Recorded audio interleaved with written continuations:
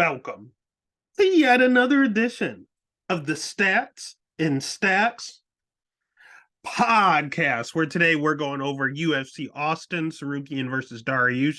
First things first, make sure you smash that like button. Give a follow over on Twitter, over on Instagram, over on TikTok, wherever there's social media. There is a Stats and Stacks podcast, obviously coming off of a break week, but we're also coming off of a great week, baby. We absolutely crushed the last card, looking to continue the trend, continue to do the work, continue to put in the research, and we're going to continue to make money. We had a fun fight card, man. 13 fights on here. It's going to be in front of a crowd, which I absolutely love. It is going to be Texas judging, so you do have to be cognizant of that. Some weird shit's going to always go down. I feel like there's going to be split decisions left and right. They love split decisions in Texas, so be wary of that. But a lot of these fights may not go to decision, so it may not be that big of a deal. But at the end of the day, 13 fights to talk about. Let's hop right into it. And we're talking about split decisions. We might see that in the very first fight of the night. We're looking at Jamie Lynn Horth. And this line keeps going back and forth. When I initially did the research, it was a straight pick 'em. Last time I checked, Jamie Lynn Horth was like minus 185, and Veronica Hardy was like plus 135. Over under is at a 2.5. It is a women's MMA fight. Over 2.5 is minus 280. Under 2.5 at plus 210. Let's start with Jamie Lynn Horth. She's kind of a generalist, to be honest with you. She's 6-0, but she's not a young prospect. She's 33 years old, coming from that Canadian regional scene. At the end of the day, she's going to have a 3-inch reach advantage here. He made her debut up a weight class against Haley Cowan, who still missed weight, and she was still able to get the job done. She's pretty tough. I remember doing the research, and there was one fight where she had an injury, but still fought through and got the W. She's going to fight for your money. She's not going to give up. Again, undefeated prospect. Going to have a 3-inch reach advantage in this matchup. Her takedowns are not great, but her takedown defense is okay. Her striking's not like fabulous, but it's okay. Her jiu-jitsu, I think she's a brown belt. Like, she's literally just a generalist, which is, I mean, it's okay.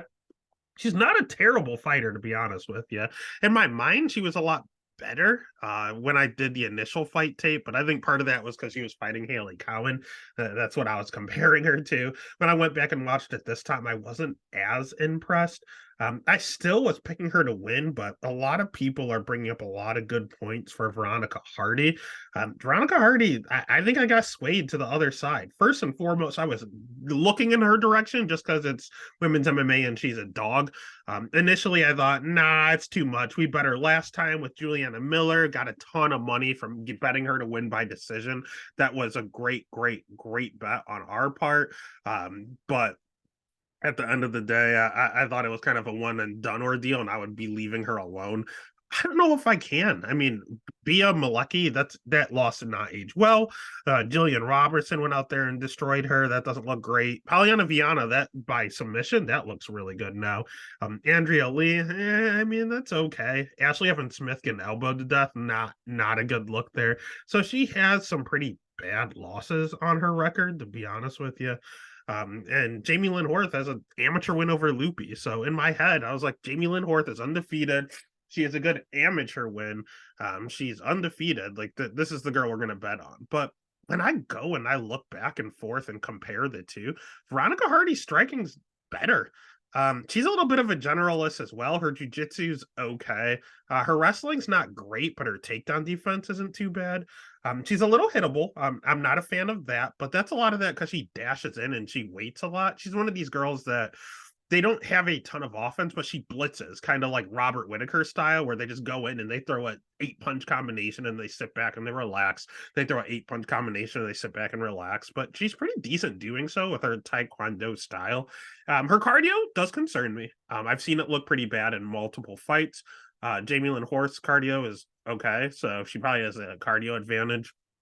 But Hardy also counters very well. And the thing that holds me back about Jamie Lynn Horth is how slow she is. And we might have a little bit of a situation where I think of Natalia Silva, how she has really, really good counters, and she is just the fastest girl on the feet with her counters. Might have the same thing with Hardy here. And she's really good striking backwards. She prefers to go backwards. She blitzes in and then she goes backwards while she strikes. And Jamie Lynn Horth being a slow striker, it kind of goes right to what she wants. If Horth is a better wrestler, I would bet Horth. But in this matchup, I think you're going to look at Hardy doubling her up on the volume. Horth is probably going to hit harder. So you could start the night with a split decision. But if I'm going to a split, I'm taking the dog. And especially at like almost plus 140, that's the way you have to go. I've been heavily convinced to the other side. So the pick is going to be Hardy and the bet's going to be Hardy. Women's MMA. All right. Next fight of the night. We're taking a lot of dogs. We're staring at this one too. We got Wellington Turman at minus 200 going up against Jared Gooden at plus 165. Over under is at 2.5. Over 2.5 minus 165. Under 2.5 at plus 130. We got to start with Wellington Turman. He's doing a lot of good things. When he first came into the UFC, he was an instant fade. I did not like him whatsoever. He was solely a jiu-jitsu practitioner. And outside of that, he was really chinny. He had really bad striking and not great wrestling. Over the years, he's 27 now. He's been in the UFC for a while. His wrestling's gotten a lot better. His striking's gotten a lot better. Is he still chinny? Yeah, but he also dropped the weight class down to 170. And honestly, he looked really good. It looked the best he ever has. Did he still take a loss? Yes, but he looked phenomenal in his loss, to be honest with you. He made it really tough on Randy Brown, who I think highly of. Now, Turman is hittable, and he does have a propensity to slow down in his fights. But he's looked a lot better since going and training with Teixeira, man. He trains with Glover Teixeira and Alex Pereira on a daily basis. So that's probably why his striking is getting better and why his wrestling and jiu-jitsu is getting better, to be honest with you. He doesn't throw a ton of volume. He does have to work on that aspect of it. So you have a low volume jiu-jitsu guy that has okay wrestling. His striking has improved dramatically, but he's a little chinny. So it's like, what are we looking at here at minus 200? He has to be fighting someone really bad for him to be minus 200 with those chinks in the armor. And honestly, he kind of is. Jared Gooden's not that great. I've bet on Jared Gooden time and time again, and he's let me down time and time again. He's an absolute killer on the regional scene, but once he makes it to the big leagues, he's just not quite good enough. His striking's okay. Have a 5-inch reach advantage here, which is nice. He's a little more hittable than I would like him to be, but he's awfully durable. He's only been knocked out one time in his career. I take that back. 2 times in his career. New Impa on a mission, it took him out. His cardio for a big muscly guy is not bad. He has decent, solid cardio. 70% takedown defense. That was taken advantage of with Carlson Harris, but Carlson Harris isn't a terrible wrestler. We've seen him time and time again go out there and use his grappling to get W's. So getting taken down on short notice 5 times by Carlson Harris. I mean, he took the fight on like a week's notice. So I'll give him a little bit of a pass. You do have to watch Jared Gooden on weigh-ins. He misses weight all the time. So if he looks sucked out, be wary of that. But if he makes weight and he looks good here, the one thing Jared Gooden can do is hit hard. That's the only thing he can do. He's very durable, and if you have a chin problem, he's going to take advantage of it.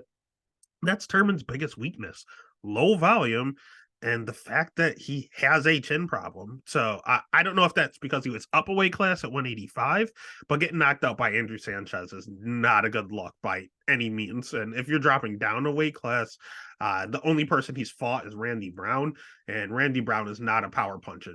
Jared Gooden is. So do you want to trust the grappler, or do you want to, with the bad chin, or do you want to trust the guy that goes out there and gets pieced up but hits hard? The odds are gonna make me favor Gooden here. I'm gonna pick Turman. I think he's the better fighter. I think he wins this fight. I think he's fought the better competition. But the one chink in his armor is his chin, and he's very low volume.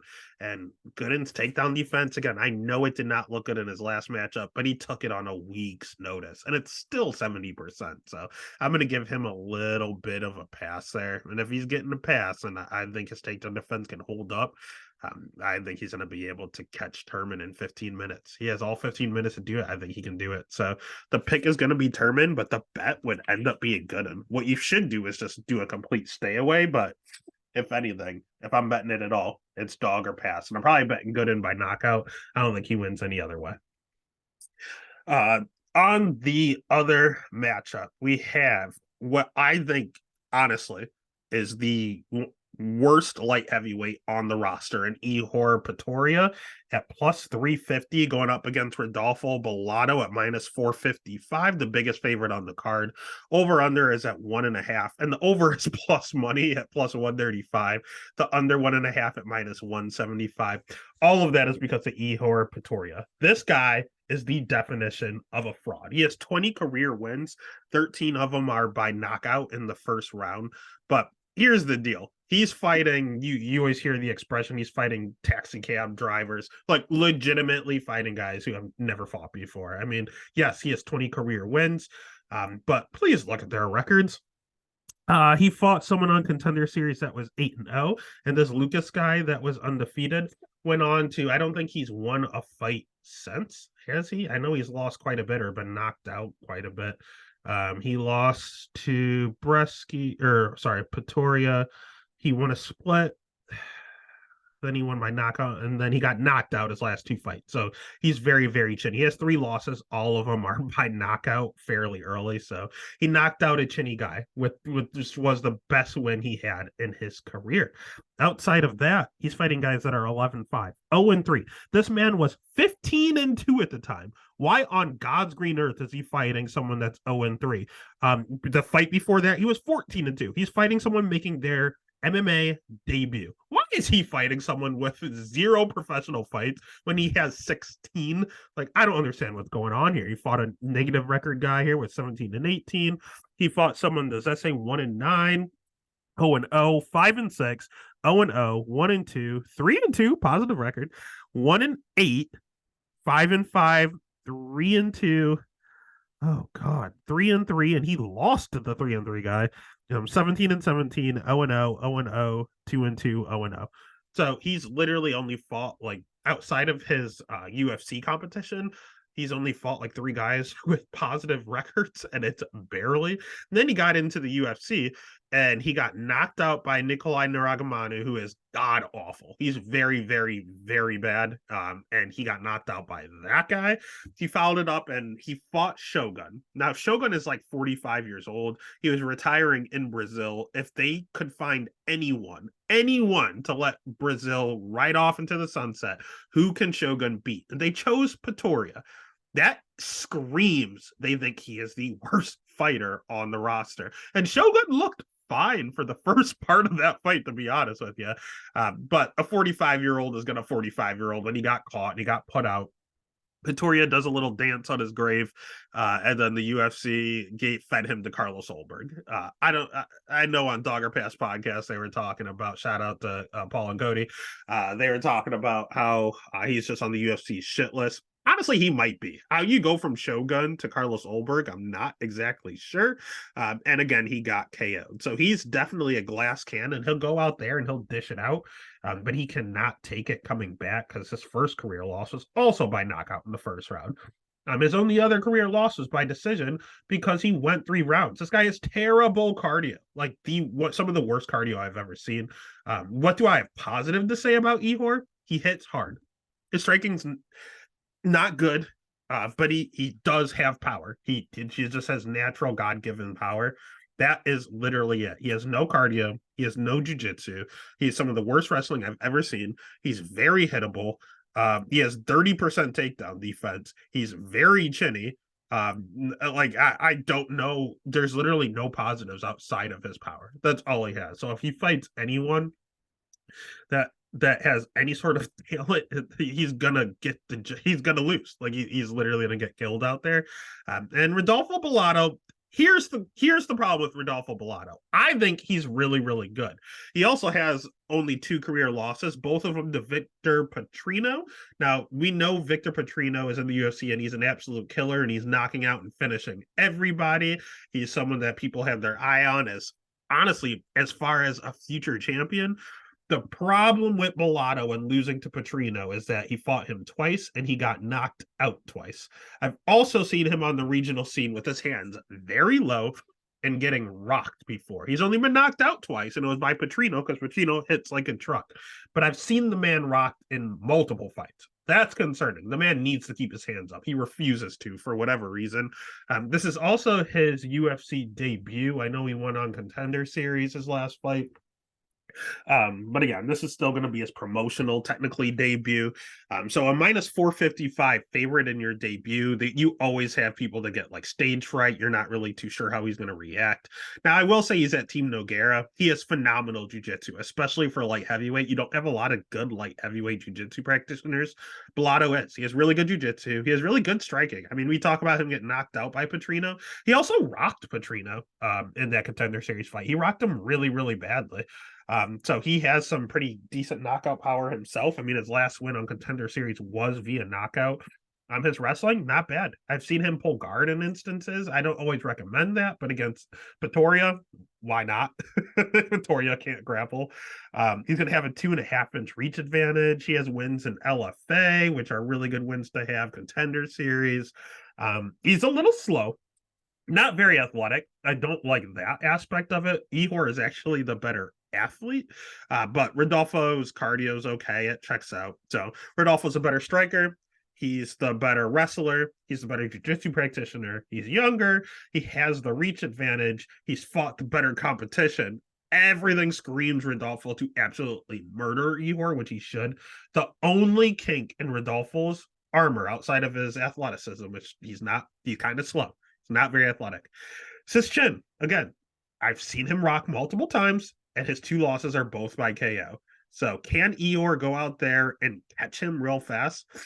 Yeah, he can. That is an actual possibility. Ihor, the worst light heavyweight on the roster, could go out there and get a knockout win.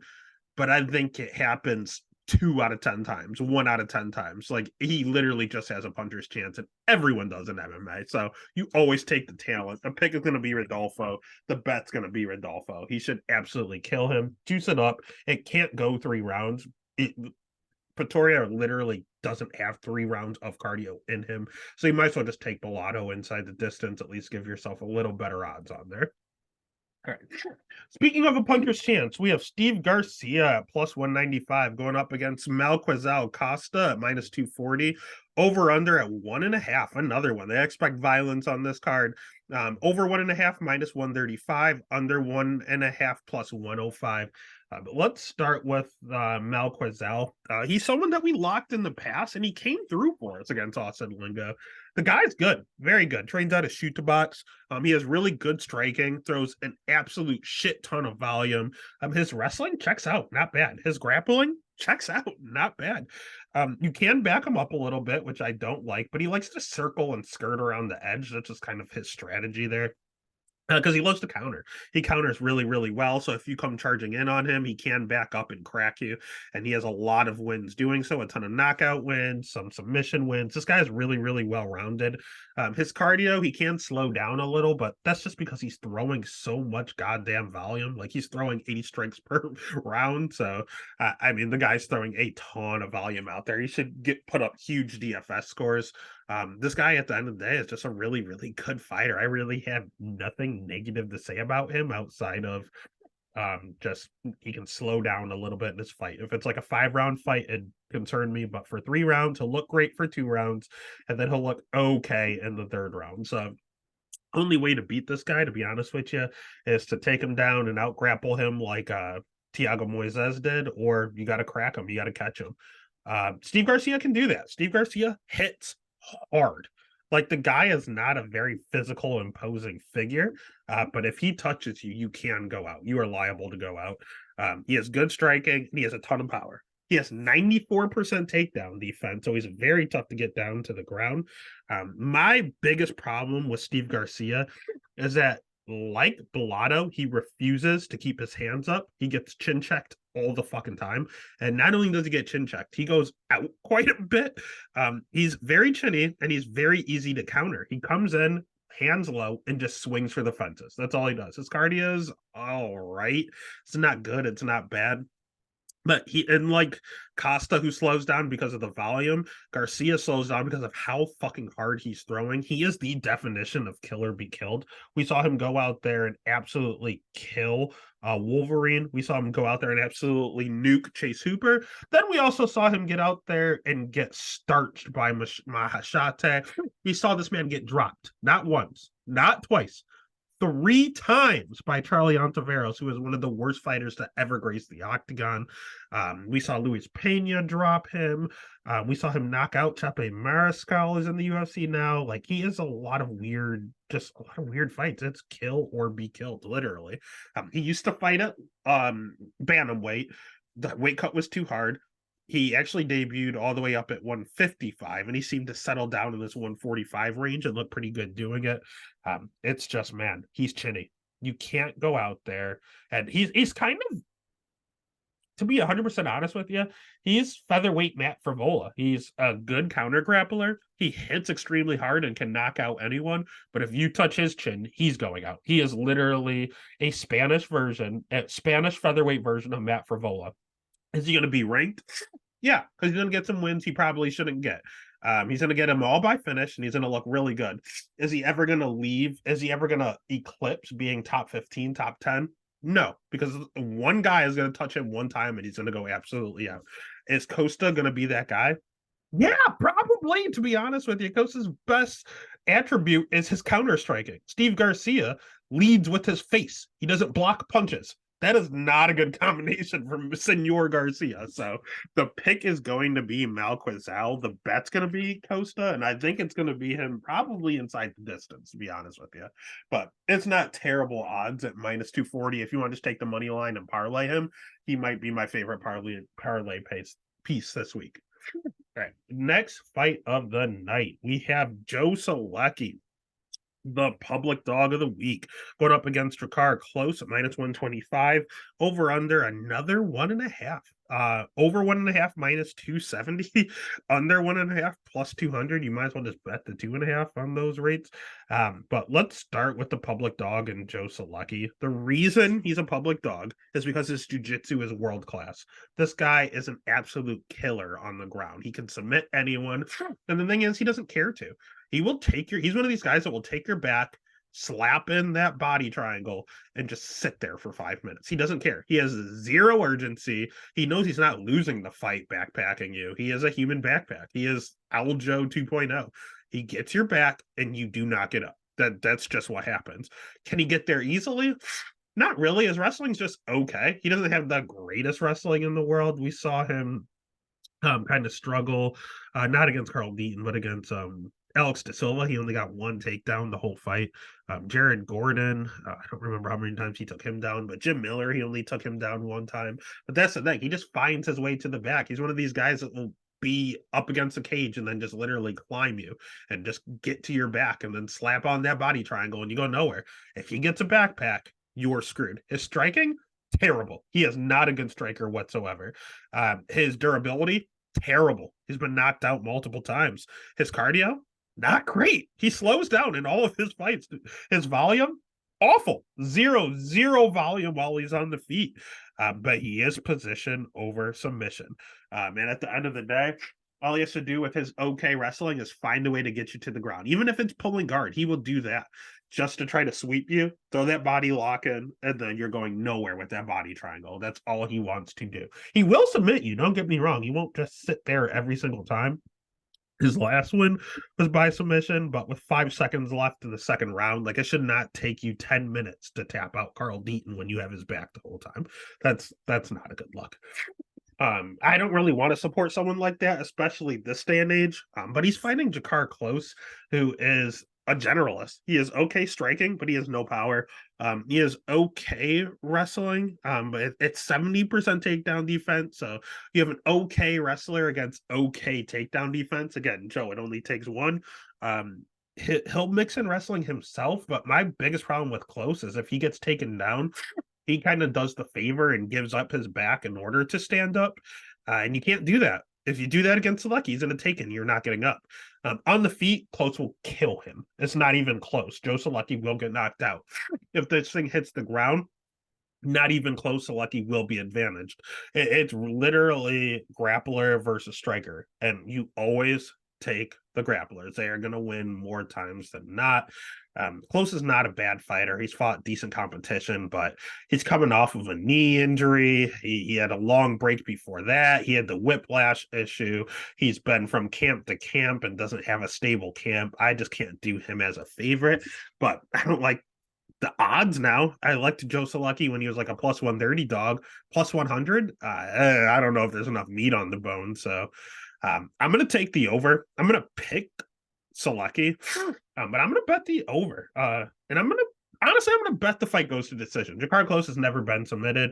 I don't think he's going to start now. But I think he is going to give up the back, and Selecki's just going to sit there, and it's going to be the most boring fight of the night. So the pick is going to be Selecki. The bet's going to be fight goes the distance. I think it goes long. This next one, I'm not sure if it does. I have absolutely no idea. This is the question mark fight of the night. We have Cody Brundage at plus 180 going up against Zachary Reese at minus 220. Yeah, Zachary Reese is minus 220.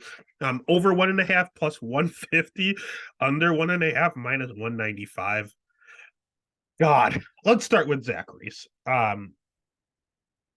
No, let's start with Cody Brundage. Cody Brundage is not good. Cody Brundage is a D1 wrestler with bad takedown defense. Cody Brundage has pretty good power, but has bad striking and doesn't really know how to use it. Cody Brundage has pretty decent submissions, but gets tapped out all the time. Like, Cody Brundage is the definition of a mental fighter. He has all the tools. His cardio, I've seen look good. I've seen it look bad.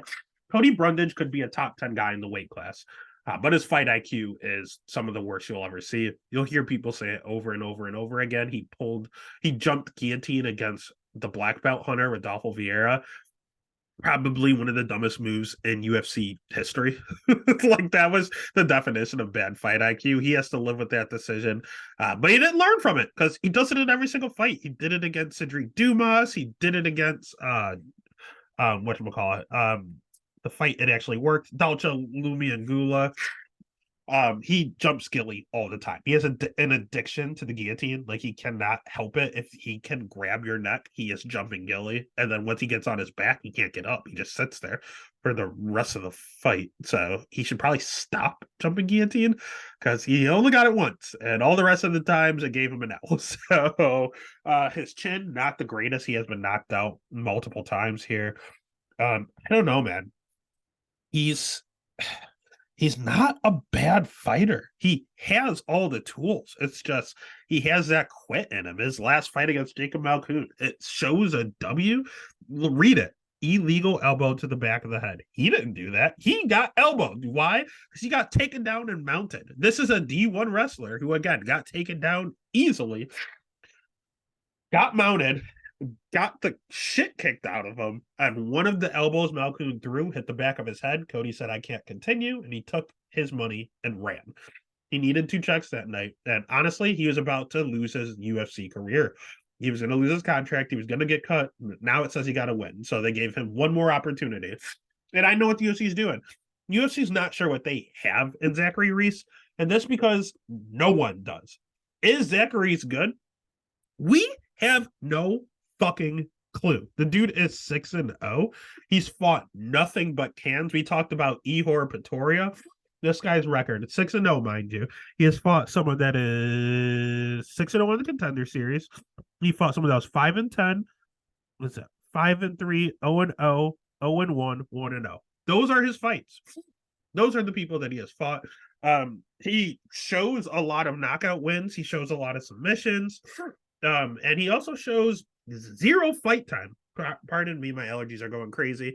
But his first ever professional fight went 90 seconds. His next fight, longest fight of his career, 4 minutes. Next fight, 1 minute.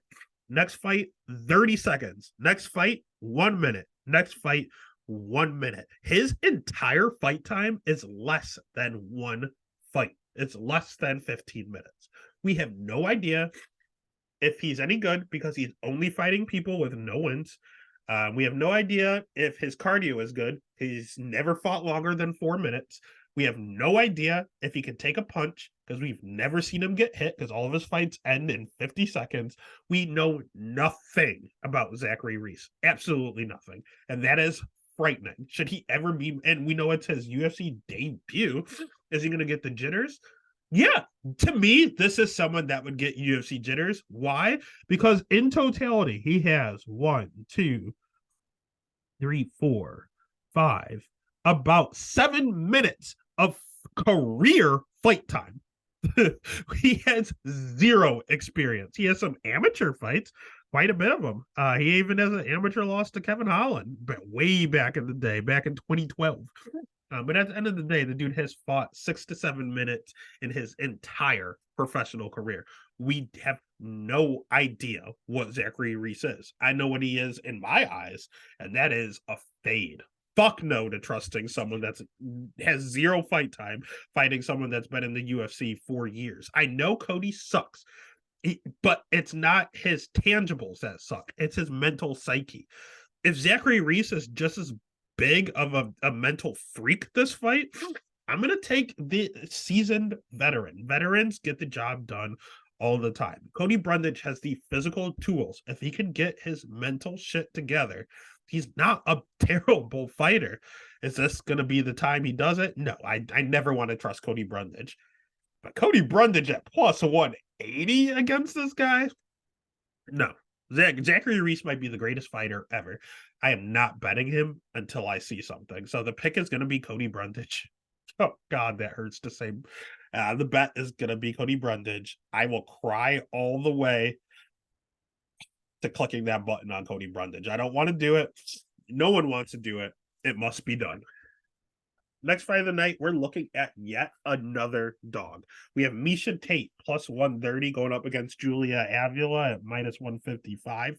Over 2.5 minus 280, under 2.5 plus 210. Let's start with Julia because she's another one that has a little bit of a camp discrepancy. I don't know where she's training. I know she got kicked out of her last camp. I don't really know why, but I do know that she has not fought since 2021. I remember being in California when she fought last, and it was a beatdown of Julia Stoliarenko. I remember watching it on my phone in a Target visiting my sister in California. I remember this vividly because I watched it with no volume and thought, why have they not stopped this fight? Like, it was a beatdown. The problem is Julia Stoliarenko is not a good striker. Sarge Eubanks is a good wrestler, went out there, took her down, and Julia Valia couldn't really get up. Like, she took her down and held her down. Now, Sarge is really, really, really good on the ground and underrated there.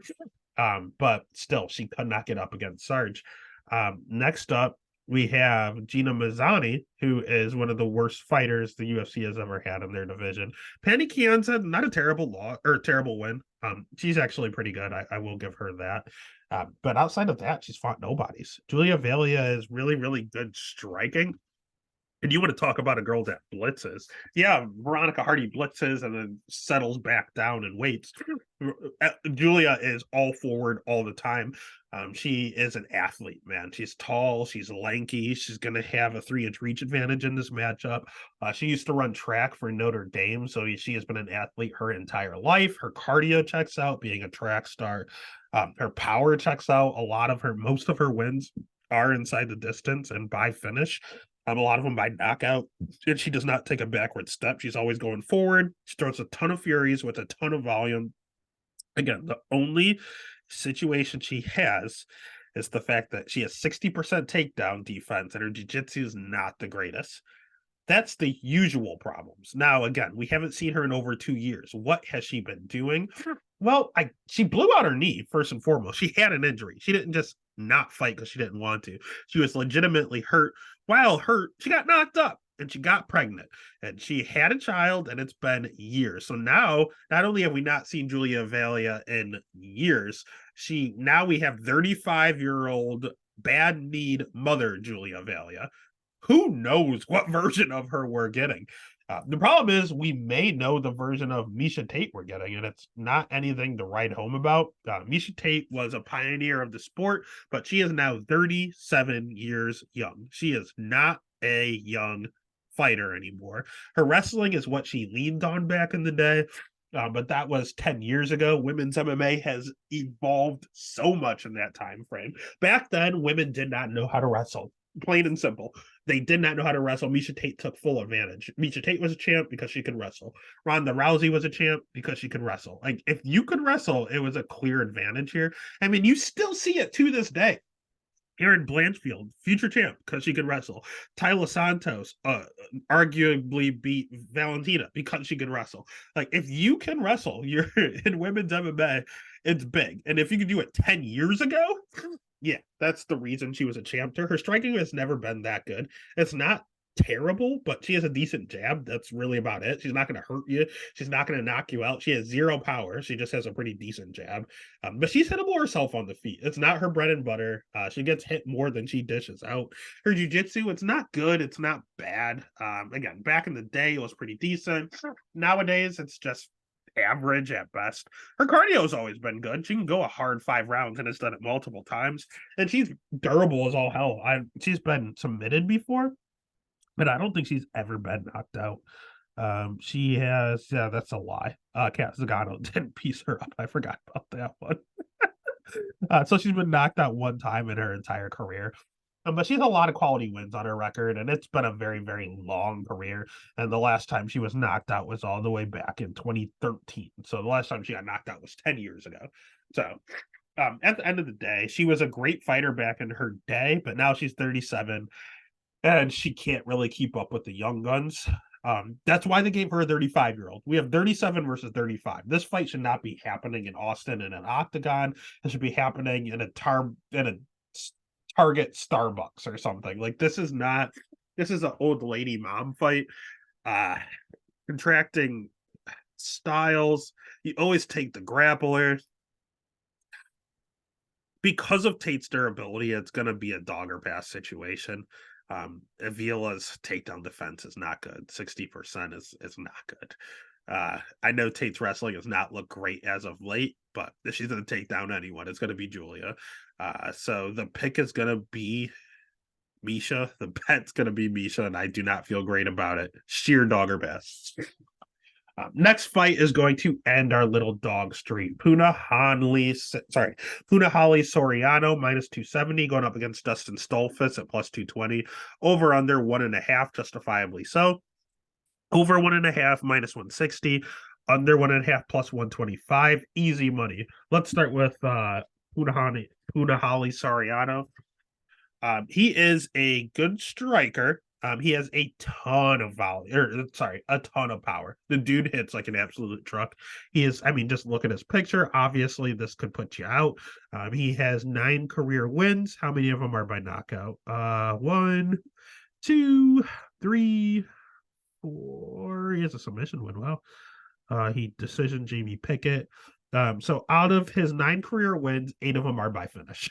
So the dude's an absolute killer. Again, he's at Extreme Couture, so he's on a daily basis training with Sean Strickland, training with Chris Curtis. He's literally training with the champion of his weight class every single day.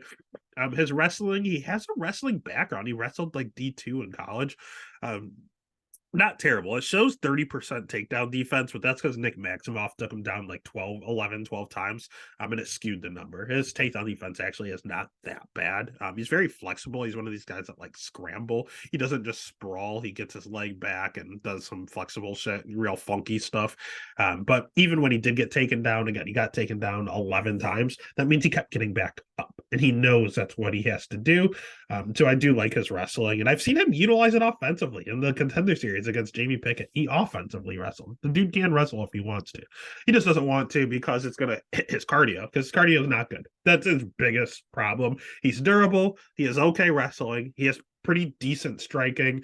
He has a ton of power. He's at a great camp. The dude just his cardio, the muscles, too much muscle going on there, and he just can't keep it up. He gets tired and he gasses out pretty badly. He's one of these guys that will continue to throw while he's on E. Like, he will literally have nothing left, but he still throws hard. It can still put your lights out even in round 3. But you see it coming a mile away. He starts throwing one at a time, and it makes him a little hittable later on in the fight. So do I ever want to bet someone or lock someone that is a pretty one-dimensional striker with a bad gas tank? Absolutely not. It's fearful. I love the guy. He has great celebrations. He's a fun action fighter. He's not someone I want to trust my money on unless it's like a straight setup fight. That's exactly what he has here. Dustin Stolfus. I talked about Ihor being the worst fight, one of the worst fighters on the roster. We have middleweight, middleweight Ihor here. Not quite to the extent of Ihor with his weird record, but Dustin Stolfus is not good. He has pretty good jiu-jitsu. He is a Brazilian jiu-jitsu black belt. I'll give him that. He has a 3-inch reach advantage here. That's nice. But he's unathletic. God, I talked about someone earlier just not having too much athleticism. What Joe Selecki and some of these other guys. Dude, Dustin Stolfus is slow. He's one of the slowest fighters I've ever seen in the middleweight division. This dude is slow, and because he's so slow and athletic, he has hit a bull. He throws very low volume. So again, Toriano gasses out and slows down his volume. Doesn't matter. Dustin will throw less. Like, it's even worse. His cardio, not great. He slows down in his fights. In fact, when you look at his record, he was beating Gerald Mearshart, ended up getting tapped out. He slowed down in mental error in the third round. He was just too tired. We saw him fight Kyle Dawkins, get absolutely killed in the third round. We saw him try to compete against Rodolfo Vieira. Vieira in that fight it was coming off his submission loss to Anthony Fluffy Hernandez. He wanted to prove that his striking wasn't absolutely terrible. He wanted to test it out. And he literally used that fight to test out his striking. And he struck with Dustin Stolfus for 2 rounds. And it was a close fight. But I had Vieira winning the fight on the feet. Vieira is one of the worst strikers in the middleweight division, and he was winning a stand-up fight against Dustin Stolfus. And then in the third round, he decided, well, I still have some cardio, so I'm just going to take him down and submit him. And the moment he took him down, he submitted him in under 2 minutes. Like, it was really, really, really fast. So yeah, if you're out there and your opponent is trying stuff out in a professional fight, they're not too concerned about you. Yeah, he's not good. He's not good at all. Puna, very one-dimensional, not to be trusted. But Dustin Stolfus is that bad. So the pick is going to be Punahali. The bet is going to be Punahali. And to make matters worse, he did just get knocked out in his last fight against Abus Magomedov in 20 seconds. It took 20 seconds. It took one strike to put his lights out. It shows he's chinny. Puna can knock him out in any second. And if he's very concerned about his chin after getting knocked out in 20 seconds, what's he going to do? He's going to wrestle. And he slows down just like Puna. And if he's trying to take him down, what's the quickest way to get tired? By wrestling and getting takedown stuff. So I think I'm going to lean round 2 KO. I think he's going to try to wrestle initially. It's going to get him a little tired, and then he's going to get clipped in the second round. I think that's going to how it's going to go. But Puna could go out there and knock him out right away in the first round. Yeah, I don't know. At the end of the day, Puna's winning by knockout eventually. So the pick's going to be Puna. The bet's going to be Puna. All right, then that takes us to the old man fight. We had an old lady fight earlier. We have the old man fight of the card. We have 41, soon to be 42-year-old Clay, the Carpenter Guida at plus 270 going up against Joaquim Neto BJJ Silva at minus 340. Over under at 2.5. Over 2.5 is plus money at plus 100. Under 2.5 at minus 130. Don't have to spend a lot of time on this one because Joaquim Silva, I didn't have a lot to say, honestly. I don't know what he's good at. He's kind of a generalist. It says Neto BJJ. He's supposed to be really, really good on the ground, but I don't think he has any submission wins in the UFC. Ultimate Fighter finale. 0 submission wins. So the guy with BJJ in your name, you should get a few more submissions. In fact, the last submission he got was on the regional scene in 2014. It's been almost 10 years since Neto BJJ has gotten a BJJ win. So that's weird. But he gets a lot of knockouts. The dude hits like an absolute truck. He hits really, really, really hard. I mean, just look at the guy. He's jacked. But he himself can't take a hit. He's been knocked out multiple times. So he's another one of these killer be killed guys. He's a little bit of a generalist. This takedown defense, 58%. But it's been improving. His cardio used to be really bad, but it's improving a little bit. It's weird. This guy has been improving in his later stages of his career, but his chin's getting progressively worse. He's getting knocked out more. So I don't know. I don't really have much to say about Silva. He's one that I have the least to say about on the entire card. He's a generalist. He's kill or be killed, and he has areas of his takedown defense and his cardio that used to be really really bad that are somehow getting better. But I'm expecting him to rear their ugly head pretty soon here. On the other side, we have Guida, who his only attribute is his cardio. To be honest with you, his wrestling's always been a little overrated. It's not terrible, but he's not as good of a wrestler as people would like to believe. His striking has never been good. His chin's always been a liability. His jujitsu's getting better. He's one of these guys that has done nonstop jujitsu competitions throughout the years recently. So you see them all here, all these grappling competitions. So it's something he really has been working on, and he's looked a lot better at as of late.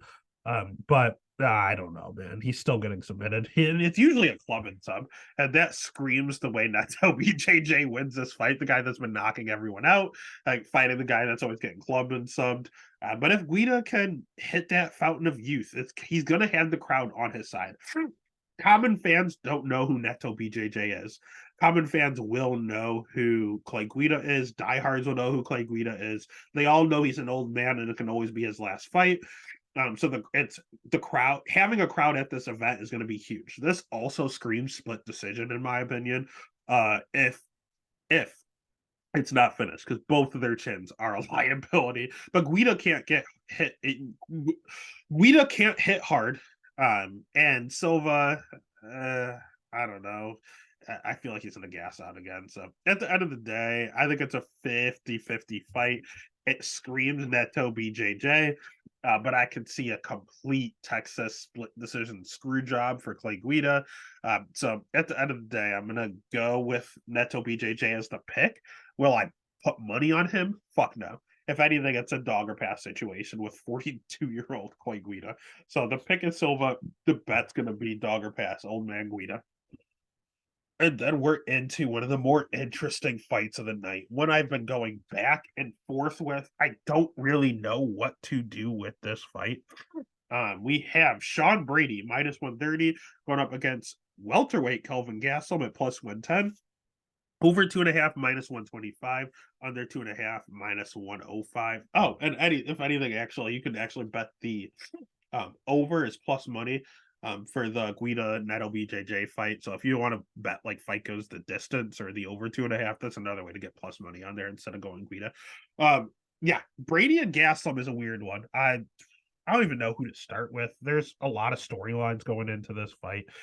Let's start with Calvin, because we're not even sure this fight is going to take place. Let's just take a look at Calvin Gastelum's record and see the amount of canceled fights as of late for Mr. Gastelum.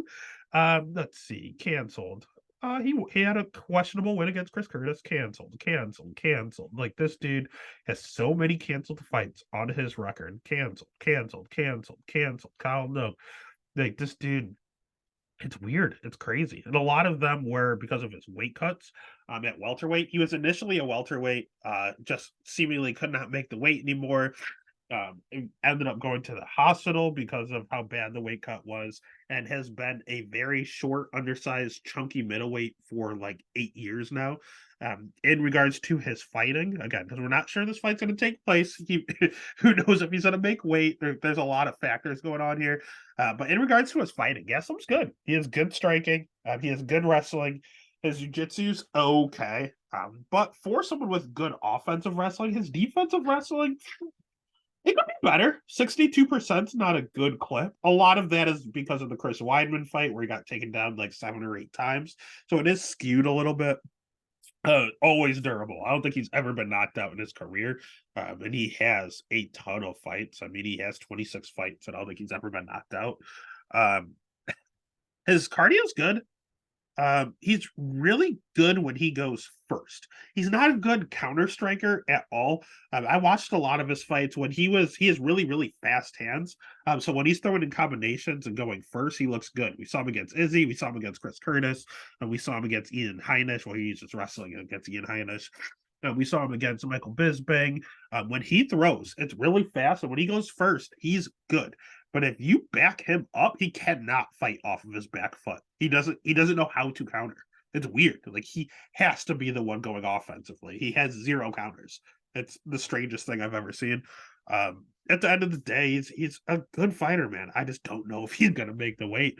On the other side, Todd Brady's a good fighter too.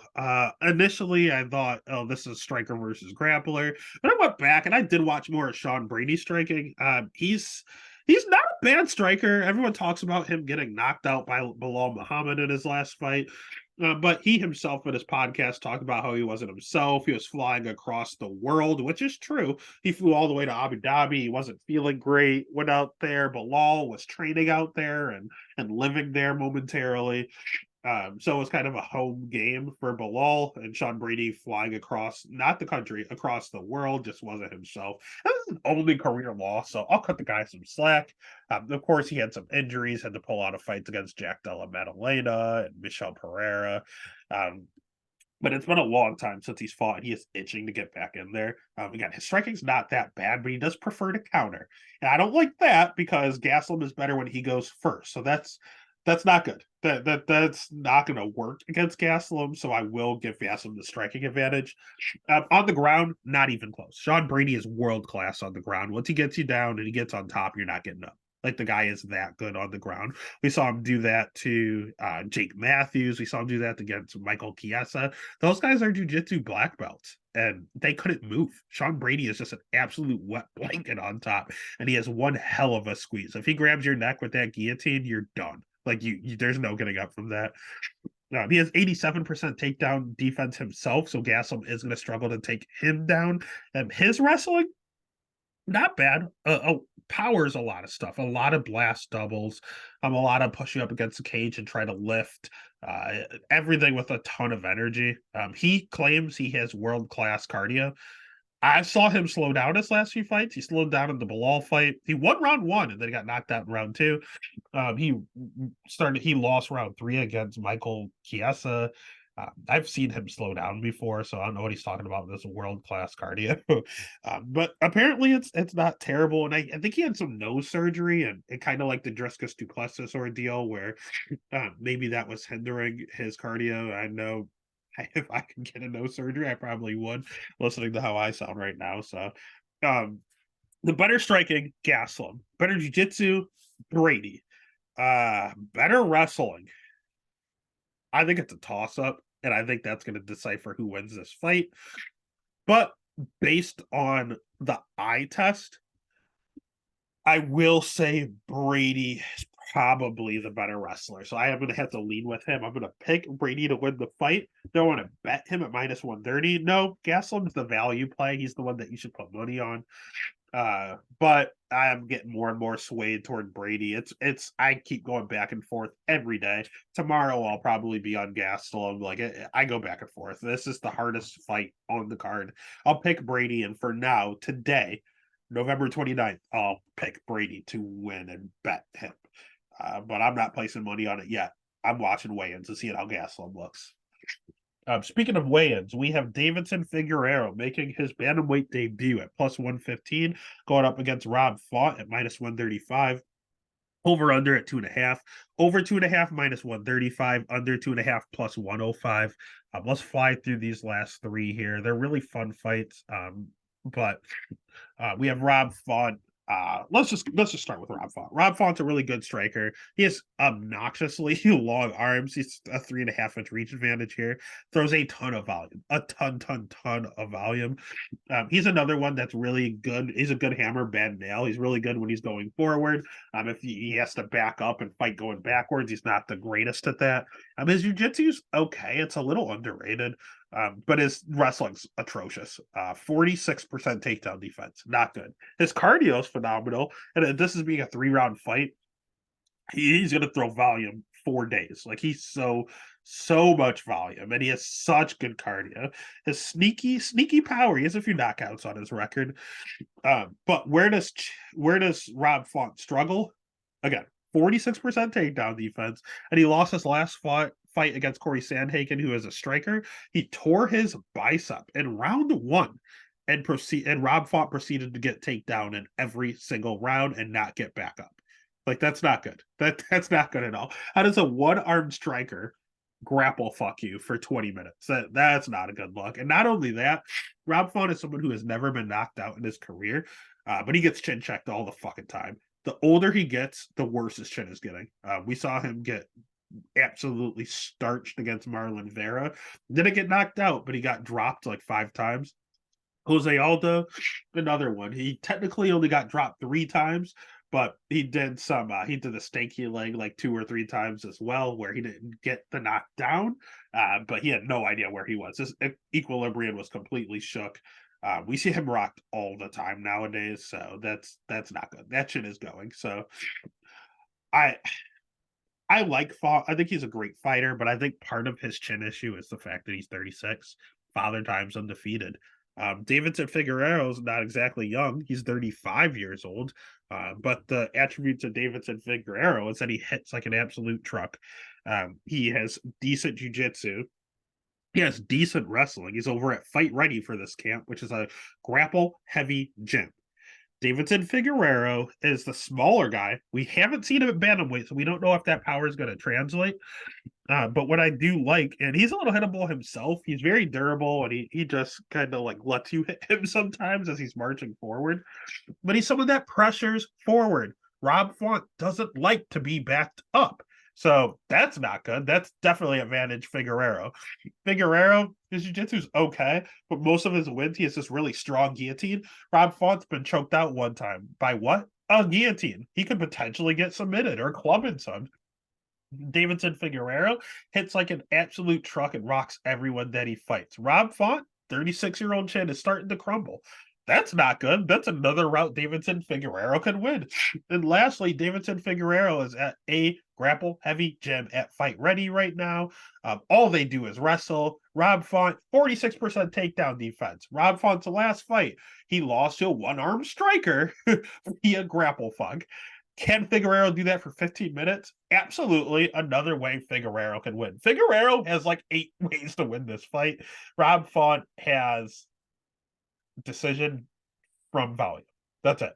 So if you're giving me plus money on the former champ, it has more ways to win. That's an easy bet for me. So the pick is going to be Figueroa. The bet's going to be Figueroa. Next fight's pretty rudimentary as well. We have Bobby King Green at a plus 200 dog going up against Jalen Turner at minus 245.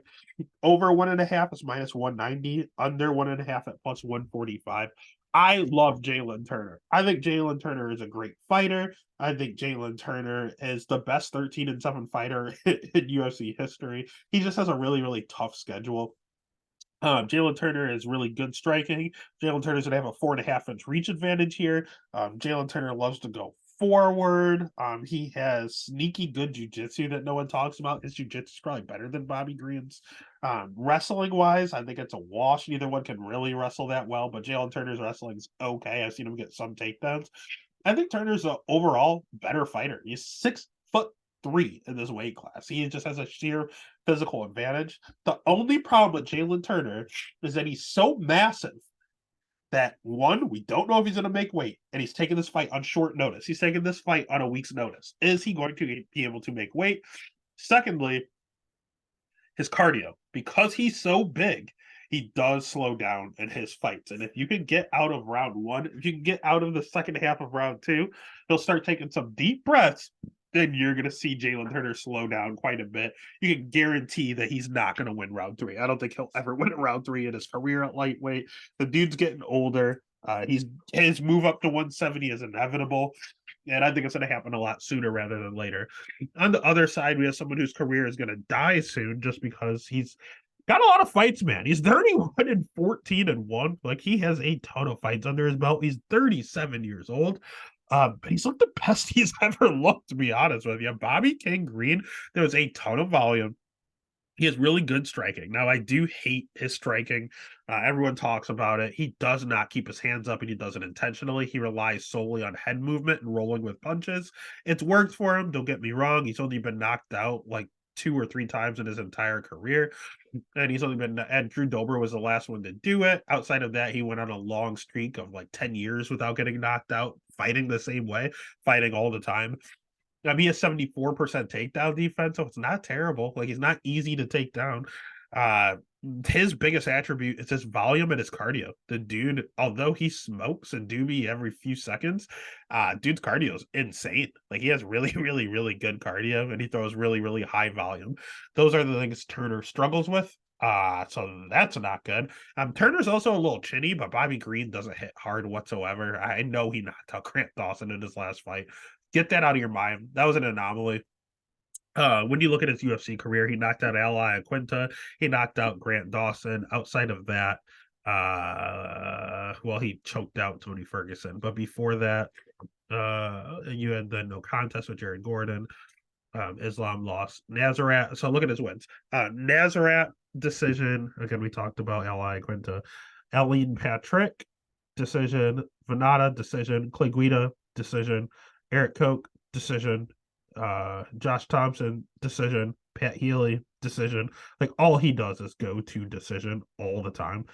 So yeah, he's a point fighter. That's what he is. He's a really, really, really good point fighter, but he relies on his volume and his cardio. Jalen Turner relies on getting the finish. Bobby Green's durable. Jalen Turner had bad cardio. So which way are you going? Are you trusting the cardio and the volume, or are you trusting the finish ability and the physical attributes? I'm going to go cardio, because cardio and volume is at plus 200. If Bobby Green was a favorite, I'd be all over Jalen Turner, but he's not. He's plus 2. Even if Bobby Green was plus 100, or if he was plus 130, I'd be all over Jalen Turner. But a gasser at minus 250, taking the fight on short notice against someone that's tough to finish and has infinite cardio, that screams live bet. Jalen Turner is minus 250 right now. At the end of the first round, he's going to be like minus 600. If I see Bobby Green floating around plus 300, plus 400 after the first round, live bet that shit right away. Because the chances of Jalen Turner finishing the fight decrease second by second. Every second that fight goes on, the chances of Jalen Turner winning that fight, they diminish.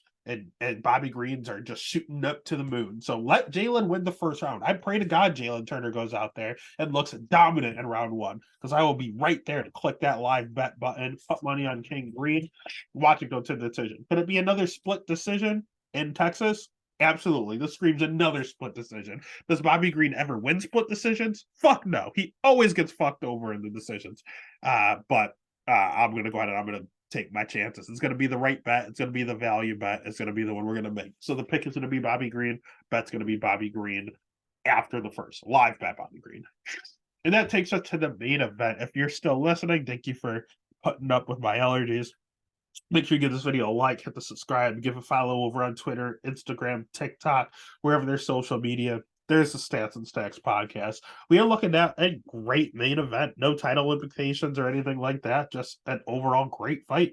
We have Beneil Dariush at plus 225 going up against Arman Tsarukyan at minus 280. Over under at 3.5. Over 3.5 minus 140. Under 3.5 plus 110. Let's start with Arman Tsarukyan. He's the uncrowned king over here. He is really good wrestling. He has decent striking. It's a little overrated, to be honest with you. His striking is not that great, but his wrestling is very good. His jiu-jitsu is okay. It's not good. It's not bad. It's more of like a counter grappling ordeal where he's really, really, really tough to submit. In fact, he only has 3 career losses. One of them was a questionable decision to Mateusz Gamrot. I thought Tsarukyan won, and I had money on Gamrot, but it is what it is. He took the L there. He got knocked out in one of his early career losses. His second ever career fight, he got knocked out in 30 seconds. He just got clipped. And his only other fight is a short notice loss to Islam Makhachev. So, again, a screw job, a flash KO, and a short notice loss to a champ. Those are 3 okay losses. Like, those are gonna happen. His wins, Christos Giagas is okay. Matt Frivola, he dominated. Matt Frivola is a top ranked guy right now. He's like top 15. And he literally went out there and 10-8'd Matt Frivola every single round. Joel Alvarez is another guy that I think is ranked or right on the edge of it. Demir Asmagulov, it's ranked. And he's going out there and these fights aren't close. He's dominating. Oliver Abuin, Mercier over in PFL is winning millions of dollars for winning fights. And he went out there and dominated him. Like, he is very, very, very good. He has zero weaknesses. His cardio's okay. He can slow down a little bit, but in his last 5-round fight, which is his first ever, it was a good learning experience. Gamrot has infinite cardio, and he was able to maintain a pace, and they did a lot of scrambling in that matchup. So, he has 75% takedown defense himself. He's just good everywhere. The only thing with him is he might be a little chinny. We're not too sure. He got rocked in his last fight against the aforementioned Neto BJJ. But it just pissed him off. He got clipped, he got wobbled, he got the takedown, and then as soon as he caught his bearings, he got pissed that he got hit, and he beat the shit out of Silva until he finished him in the third round. So the kid's just an absolute killer. He's very, very good. And at 27, like the dude's entering his prime. He's looked like a killer, and he's just now entering his prime. So it's very scary. On the other side, you have someone leaving their prime and Beneil Dariush, but he's a hidden gem, man. Beneil Dariush has been good. Beneil Dariush has world-class jiu-jitsu. He has 80% takedown defense. His striking is better than Armin's. Like, his striking, he's another one of these guys that aren't the most athletic. He's kind of slow, but he has sneaky, like, dad strength. Like, he doesn't look very physically imposing, but he hits hard. Like, he hits very, very hard. He's fought the better level of competition. He's fought really, really good guys. I mean, his last loss was to the champ, or former champ, Charles Oliveira. The only chink in his armor, his chin, man. His chin and his cardio, actually. His cardio, he doesn't. It looked really good against Gamrot, but other fights I've seen him slow down in like the second round. He can catch a second win, but we've never seen him go 5 rounds. He's never gone 5 rounds before, so we don't know if he can. We've seen him slow down in 3 rounders, but make it through. Can he do another 2 rounds there? I have no idea. And his chin, man, he has 5 career losses. Knockout, knockout, knockout, submission, knockout. So out of his 5 losses, 4 of them are by knockout. Dude's chinny. And we've seen him get wobbled. Jakar Close, everyone's going to talk about that fight. He was literally doing the stanky leg. Had no idea where he was, caught his bearings, and then knocked out Close in one of the fights of the year. But he should not have been getting rocked by Jakar Close because he can't knock out anything. So Beneil has fought the better guys. He's probably an overall better fighter, but he's chinny. He struggles with athletic guys, and Armin's pretty fucking athletic, and he might have a little bit of a gas tank issue. None of that bodes well for a 5-round fight. So I am going to pick Armin. Now, when it comes to the odds, they're skewed way too high. Beneil is huge value. So what I'm going to do is what I always do. I'm going to put Armin in some parlays because Armin should win. He's a good fighter. He's the better fighter. But Beneil, this line is off. This fight is more of like a 55-45, not plus 225 Beneil. So I'm going to bet Armin in some parlays. And if those parlays are still alive, correct, when those parlays are still alive, we are going to bet Dariush and we're going to hedge because Dariush at plus 225 is an automatic no-brainer hedge. And that is UFC Austin, man. It's going to be a great card. We are feeding for fights after a break week. We have 2 more straight weeks and then we have a long Christmas break. So please take advantage. Please make some money while we can, and let's get it.